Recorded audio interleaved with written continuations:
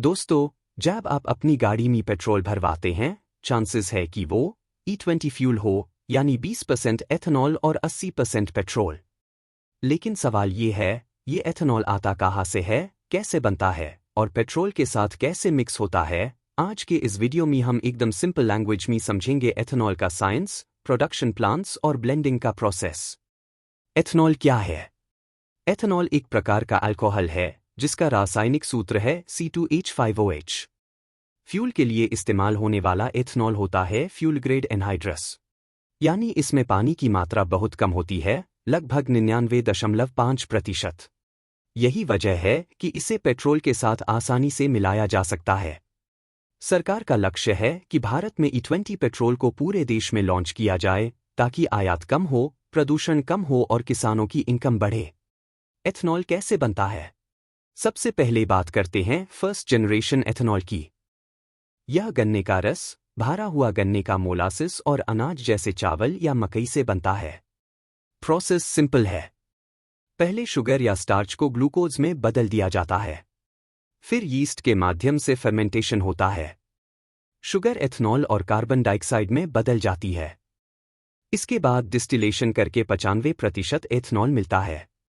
आखिरी स्टेप होता है डिहाइड्रेशन, जिससे बनता है 99.5% anhydrous fuel grade ethanol.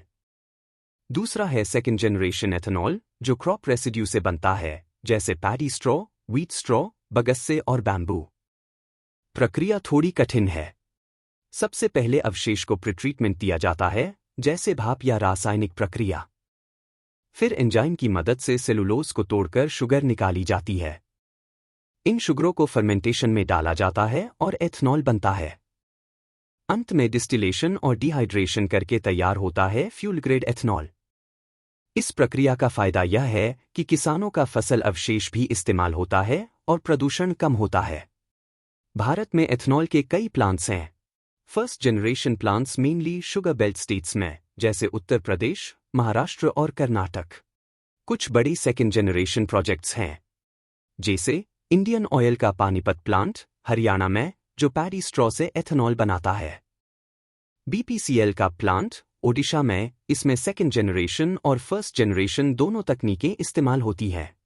North east India में भी बांस आधारित एथेनॉल प्लांट्स की भी प्लान किए गए हैं। इस तरह से इंडिया एथेनॉल को डाइवर्सिफाई कर रहा है, शुगर से लेकर स्टबल तक। अब सवाल है, एथेनॉल पेट्रोल में कैसे मिलाया जाता है? इसमें दो तरीके हैं। पहला है इनलाइन ब्लेंडिंग।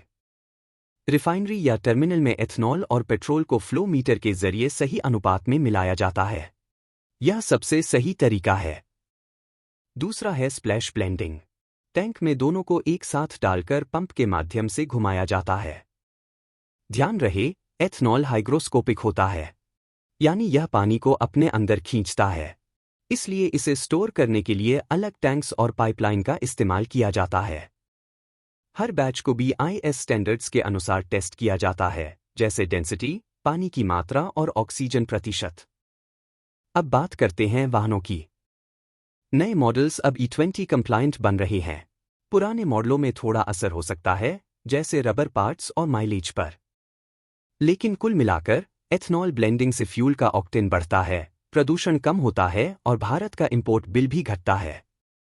फार्मर्स को भी फायदा होता है, उनकी शुगरकेन और ग्रेन्स का डिमांड बढ़ता है और स्टबल बर्निंग का सल्यूशन भी मिलता है।